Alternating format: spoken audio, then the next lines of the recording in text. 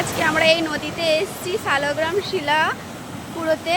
আর আমার বাবা দেখো এক প্লাস্টিক কি কুড়িয়েছে।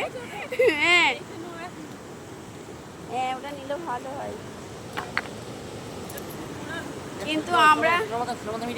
কিন্তু আমরা এখনো পর্যন্ত একটাও শালগ্রাম শিলা পাইনি।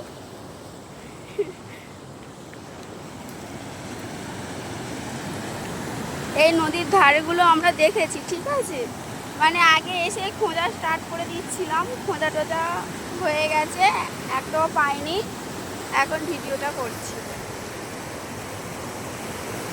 এইদিকে জলের স্রোতটা দেখুন, মানে যে দাঁড়াবে তাকে নিয়ে চলে যাবে। আর এসছে হচ্ছে আমার বর মশাই, আমি, আমার মা, বাবা, আমার শ্বশুর মশাই আর ধাম্বা মানে জেঠু।